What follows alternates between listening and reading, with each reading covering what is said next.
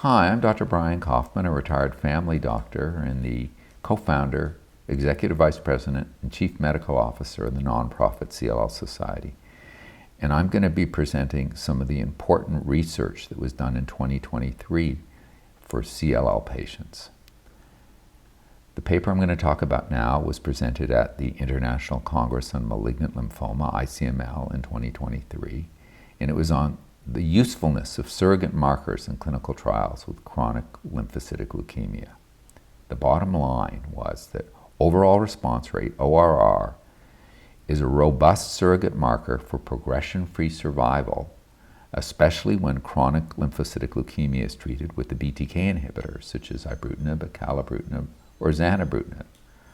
But it does not correlate well with overall survival.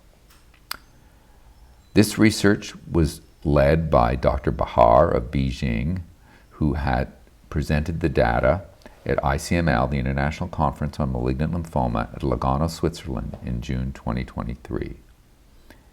In the way of background, what CLL patients care about most in terms of how well a CLL drug is whether or not it improves overall survival. That, by definition, means waiting for enough patients to die to show that one treatment arm is better than the other.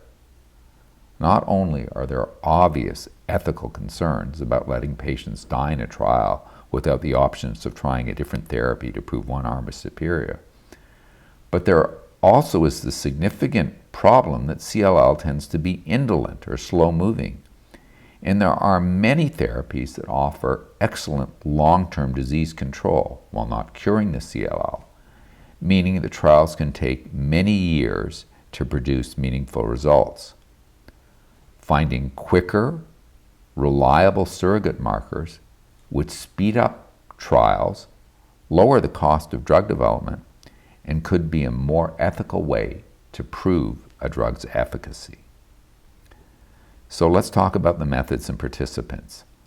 A retrospective literature research was done of randomized clinical trials, RCTs, for CLL, published between January of 2015 and January of 2022, 7 years. Randomized control trials reporting at least two endpoints of interest, overall survival, progression-free survival, and overall response rate were included. What were the results? There was a total of 69 randomized control trials included in this data set. 28, 25, and 29 were available for overall survival versus progression-free survival, for overall response rate versus progression-free survival, overall response rate versus overall survival, and progression-free survival versus overall survival comparisons, respectively. Based on the trials, significant correlation between overall response rate versus progression-free survival were found. The correlation between overall response rate and progression-free survival was characterized as moderate in the BTK inhibitor trials. There was no clear relation between the comparative effects on overall response rate and overall survival. Statistically significant associations between the comparative effect of progression-free survival and overall survival was also shown. So let me just remind you what these terms mean. Overall response rate is how many patients respond to some extent, whether it's a partial response or a complete response. It's how many patients respond. And it can be measured very early on because you see whether patients respond. Progression-free survival is how long patients go before their disease progresses, but they're still alive, but their disease has progressed. And overall survival is how long patients live. When they die, that knocks off the overall survival rates.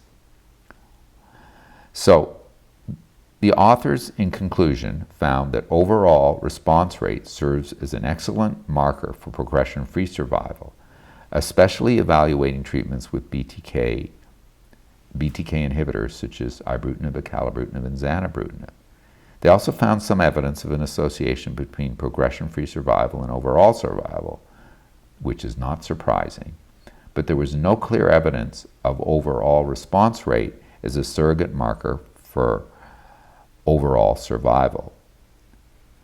This is overall good news, but probably not good enough news. Overall response rate is usually a quickly acquired result, and the fact that it was found to correlate well with how long one survived without the disease progressing was not a foregone conclusion. It is therefore comforting to both patients and researchers to see the statistically significant link. But what we, and very likely the FDA, really wants is more. A marker that links overall survival, and that's proving much harder to find. Progression-free survival may be the answer, but more research is needed. We give a link to the actual ICML abstract on the website titled "A Meta-Analysis Endpoint Validation of Surrogates Used in Clinical Trials Evaluating the Efficacy of Therapy in Patients with Chronic Lymphocytic Leukemia, CLL." Thanks for listening. Stay strong. We are all in this together.